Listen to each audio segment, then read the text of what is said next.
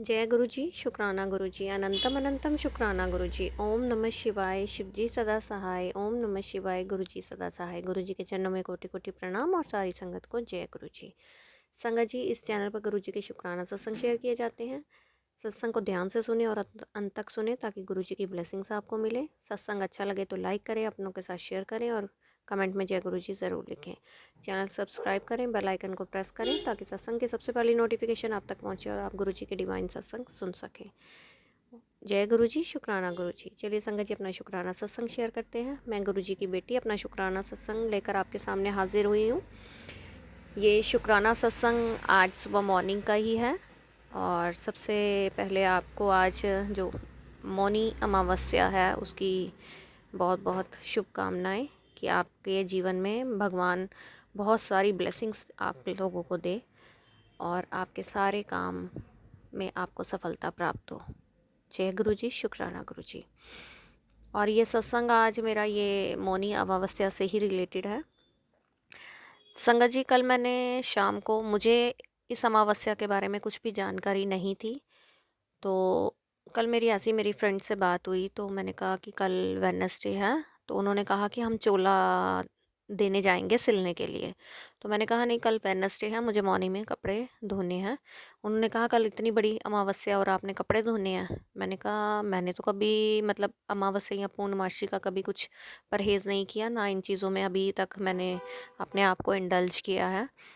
और लेकिन मन में ये बात चल रही थी और शाम को जब मैं शॉप पे बैठी थी तो कोई 7 बजे का टाइम होगा, मैंने गुरुपा से कहा कि गुरुपा कल मौनी अमावस्या है महाकुंभ वाली और 144 ईयर्स के बाद ये आई है। तब मुझे वो यूट्यूब से ये मैसेजेस मुझे मिल गए थे, तो मैंने गुरुपा से इस तरह से अरदास की कि कल अमावस्या तो मुझे क्या करना है, आप मुझे बता दें, अगर कुछ करना है तो आप मुझे बता दीजिए।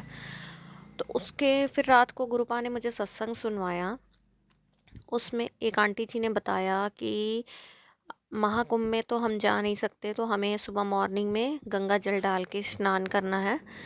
फिर उसके बाद हमें मंदिर में पीपल के पेड़ के वहाँ पे 5 चीज़ें चढ़ानी है।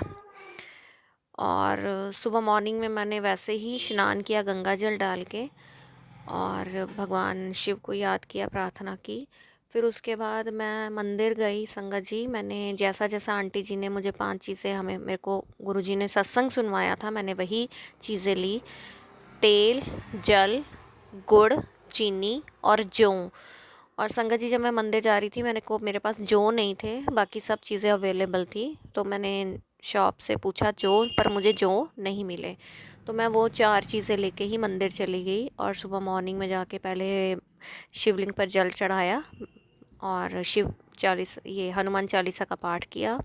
उसके बाद मैंने पीपल के पेड़ पर पीपल देवता के आगे नतमस्तक होकर प्रार्थना की अपने पितरों के नाम से, और मैंने ये सारी 4 चीज़ें वहाँ पे चढ़ाई। ये पेड़ के तने पे चढ़ानी है। तो मैंने ऐसा ही किया जैसा मुझे सत्संग में सुनवाया गया था, गुरुपा ने सुनवाया। कृपा ने ये सब करवाया कि अगर पितृदोष है तो आप ये सब करें उपाय, ये चीज़ें चढ़ाएं वहाँ पीपल के पेड़ पर, तो और पितरों से अपने प्रार्थना करें कि हमें अपना आशीर्वाद दें, जो भी कष्ट है उसे दूर करें।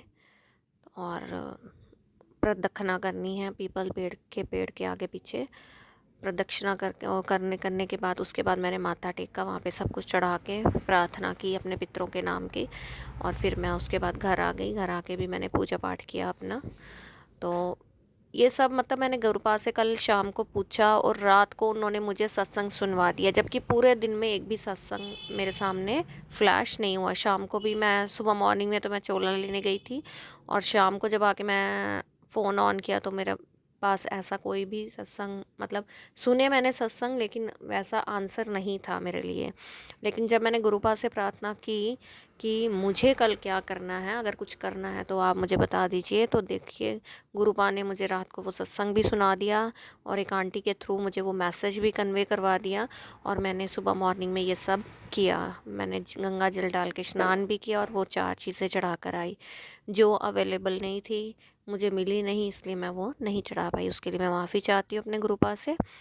और सच बोलूँ तो आज मॉर्निंग में गुरुपा ने मुझे राजयोग से रिलेटेड सत्संग सुनाया और मुझे पितरों से रिलेटेड कथा भी सुनाई है और पितृदोष से रिलेटेड मुझे एक और सत्संग सुनाया कि ये सत्संग सुनने से पितृदोष हमेशा के लिए समाप्त हो जाएगा। उसके लिए बहुत बहुत शुक्राना।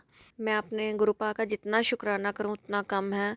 और एक बार मैंने बोला गुरुपा से और उन्होंने एकदम से मुझे मैसेज कन्वे करवा दिया, उसके लिए बहुत बहुत शुक्राना। और सबसे बड़ी बात कि 4 चीज़ें मेरे पास ऑलरेडी अवेलेबल थी। कई बार कुछ चीज़ें घर पे नहीं होती हैं और हमें मार्केट से भी हम मॉर्निंग में जब लेने जाते हैं तो नहीं मिलती, तो इसलिए मैंने गुरुपा से अरदास की थी कि रात को ही मुझे बता देना कि क्या क्या काम क्या करना है मेरे लिए, मुझे क्या करना है। तो उसके लिए बहुत बहुत शुक्राना मेरे गुरुजी महाराज का। इसलिए शुक्राना क्योंकि वो शायद मेरे लिए बहुत ज़रूरी था और काफ़ी टाइम से मुझे पितृदोष के वो सत्संग भी गुरुपा सुनवा रहे हैं। तो मैंने ये काम किया आज और मैंने अपने पितरों से प्रार्थना की है कि आप सदैव अपना आशीर्वाद इस घर परिवार पर बनाए रखें। यदि जाने अनजाने हमसे कोई भी गलती हो गई है, किसी से भी हो गई है, तो सबकी तरफ से हाथ जोड़कर मैं माफ़ी मांगती हूँ। और गुरुपाद से भी मैं अरदास करती हूँ कि हमसे जाने अनजाने कोई भी गलती हो गई हो तो सबकी तरफ से मैं हाथ जोड़कर माफ़ी मांगती हूँ। आप हमें माफ़ करें, आप बख्शनहार हैं, हमारी खताओं को बख्शें और अपना आशीर्वाद हमारे सर पर, हमारे घर परिवार पर, बच्चों पर बनाए रखें। जय गुरु जी, शुक्राना गुरु जी, अनंतम अनंतम शुक्राना गुरु जी। ओम नमः शिवाय, शिव जी सदा सहाय। ओम नमः शिवाय, गुरु जी सदा सहाय। आज का सत्संग यही समाप्त करते हुए एक नए सत्संग के साथ आपके सामने फिर हाजिर होंगी। तब तक के लिए आप स्वस्थ रहें, मस्त रहें, अपना ध्यान रखें। जय गुरु जी, शुक्राना गुरु जी। जो भी संगत ये शुक्राना सत्संग सुन रही है सबका बहुत बहुत शुक्राना। सबको जय गुरु जी।